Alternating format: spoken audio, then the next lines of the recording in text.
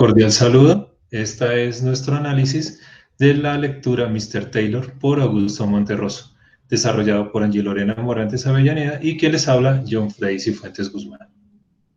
Bueno, primeramente vamos a realizar un breve resumen de qué trata la historia de Mr. Taylor. Mr. Taylor es un cuento que trata sobre la historia de cómo un norteamericano que salió desde Boston en 1937 llega a la selva amazónica 7 años después. Mr. Taylor se establece en la selva y convive con una tribu indígena, la cual observa que por sus rasgos físicos es extranjero y deciden nombrarlo como el gringo pobre. Sin embargo, días después, Mr. Taylor logra relacionarse con el presidente y el ministro de Relaciones, el cual le tienen mucho respeto. El relato inicia cuando un día Mr. Taylor, caminando en la selva amazónica en busca de alimento, se encuentra con un indígena que empieza a hacerle frases en inglés para venderle una cabeza reducida. Sin embargo, el indígena, apenado por su mal inglés, decide regalársela. Mr. Taylor, sorprendido por su nueva adquisición, decide regalársela a su tío Mr. Rolson, el cual tenía mucha fascinación por la cultura hispo-latinoamericana. Días después, su tío le pide más y más cabezas, y es así como Mr. Rolson empieza a hacer negocio con las cabezas reducidas. Mr. Taylor empieza a hacer negociaciones con la comunidad y les muestra cuáles son los beneficios que pueden obtener en la venta de las cabezas reducidas. Y es así como se elabora un decreto para aumentar la producción de las mismas. Cada vez el negocio crecía más y más y la población estaba disminuyendo. Y es así como Mr. Taylor decide continuar con el negocio a toda costa, reduciendo incluso las cabezas de niños y diputados. Finalmente, Mr. Rolson decide saltar por la ventana al encontrar en un paquete la cabeza reducida de Mr. Taylor. Aunque esta historia es de carácter ficticio, tiene sus orígenes en historias reales.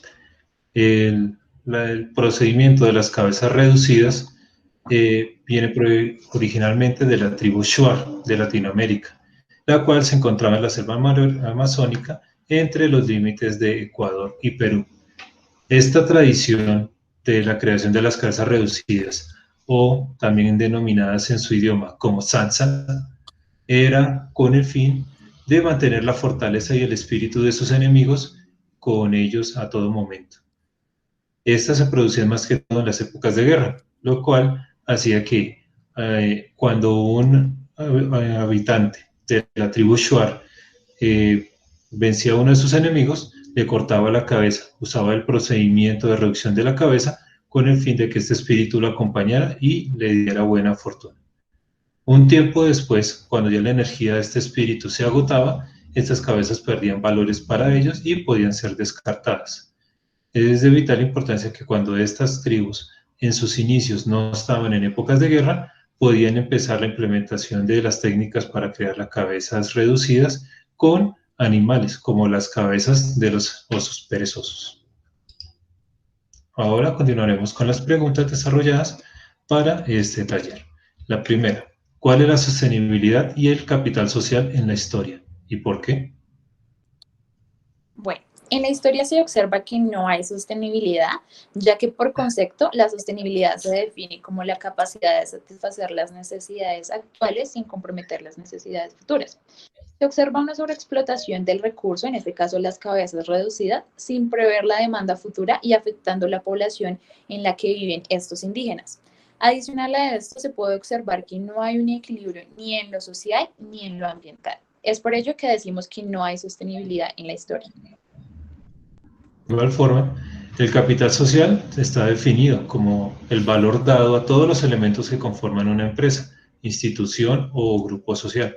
Es decir, a todas las personas, recursos económicos, materiales y maquinaria se les define un valor. De acuerdo a esta definición, se puede concluir que toda la población que habitaba en el lugar era el capital social de la historia, ya que todos estaban involucrados en la producción de la stanza o cabezas reducidas, ya bien fuera como insumo o como parte de toda la cadena productiva que implicaba esta producción. Segundo, explique cuáles son las problemáticas socioambientales creadas y por qué.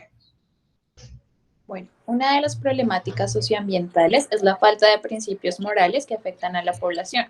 como es el caso del exterminio de una población indígena en tan solo 3 meses, que esta fue realizada con el uso de cañones que destruyeron la selva en la cual vivía esta población de indígenas, afectando los recursos agua, suelo, aire, flora, fauna y perdiendo el patrimonio étnico y cultural. Debido a las altas tasas de mortalidad que eran generadas por la creación de las cabezas reducidas, se producían muchos cuerpos como restos debido a la explotación de las cabezas. Para la adecuada disposición de estos cuerpos se requerían ataúdes que eran creados por la explotación de la madera en la selva, y también a su vez se requerían de mayores espacios para enterrar estos cuerpos en estos terrenos, además de la gran pérdida de un pueblo indígena y toda su riqueza étnica y cultural debido a esta práctica. Tercero, desde un análisis ingenieril, ¿qué causa la degradación del medio ambiente? Bueno, la degradación del medio ambiente la causa la explotación del recurso, ya que para crear estas cabezas reducidas requerían del consumo de los recursos naturales, como es el caso del agua y de la madera, afectando los ecosistemas por el aumento de los parches antrópicos. También se está generando la degradación al producir vertimientos que afectan el recurso suelo y agua, y por otra parte las emisiones causadas por la quema de la madera afectan el recurso aire. Por último, el cambio del uso del suelo, ya que los indígenas empezaron a cambiar sus actividades con el tiempo. Cuarto, ¿se pueden recuperar los daños socioambientales y por qué? En nuestro análisis se pueden recuperar algunos de los daños socioambientales, pero debemos partir de un primero que es completamente irreparable, que es la pérdida de toda una etnia cultural, la cual era la enemiga de la tribu Shuar. Los daños socioambientales que pueden ser recuperados se deben hacer con unas actividades, las cuales son como el cese de la producción de toda la zanza o cabezas reducidas, la limpieza y disposición adecuada de todos los residuos generados en esta producción industrial, hacer una reforestación de todos los terrenos utilizados en la explotación de madera en las instalaciones requeridas para la producción de las mismas, y hacer un reconocimiento y una reparación de todas las víctimas, creando una memoria histórica para que este tipo de hechos no se repitan y sea vulnerado los derechos que todos tenemos como seres humanos. Quinto, proponga 2 soluciones de ingenieros ambientales a la problemática identificada. Bueno, una de las soluciones que nosotros proponemos como ingenieros es reincorporar a los indígenas a sus territorios para que retomen sus actividades y costumbres. Esto se realiza por medio de la creación de resguardos indígenas en los cuales se va a tener en cuenta la memoria histórica para que de esta manera no se pierdan ni sus costumbres, tradiciones, lenguas, entre otros. De igual manera, debemos implementar otros tipos de industrias sostenibles que permitan el cambio de la actividad económica de toda la población, con la guía y el apoyo del Estado, para que se pueda recuperar la economía de la población, además que los pueblos indígenas tengan sus resguardos completamente establecidos y continúen con su cultura étnica que garantiza el cuidado y mantenimiento de todo el bioma que los rodea. Conclusiones. Una de las conclusiones es que la toma de poder por parte de los países ricos y la influencia extranjera sobre los países con menores recursos promueve el consumo de los recursos naturales a gran escala sin importar las implicaciones que tienen tanto sociales como ambientalmente.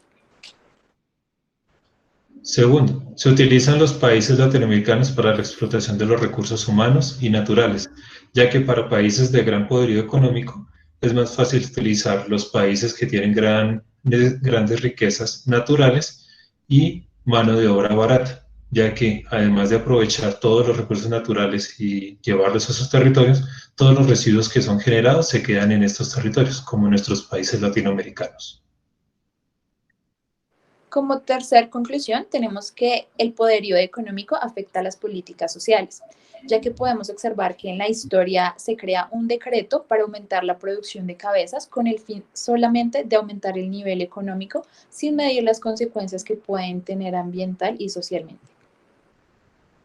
Cuarto, cuando se explotan los recursos de manera indiscriminada, se afecta la sostenibilidad de los mismos. Esto se vio claramente en la historia, ya que al empezar la producción de manera casi que industrial de todas las cabezas reducidas, estas en primera instancia perdieron su gran poder económico, debido a que ya era un recurso que podía ser adquirido por cualquier persona y dejaron de ser símbolo de un estatus social.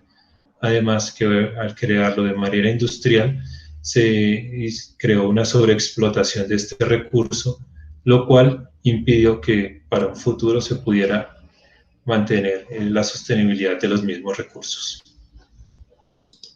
A ustedes, muchas gracias. Muchas gracias.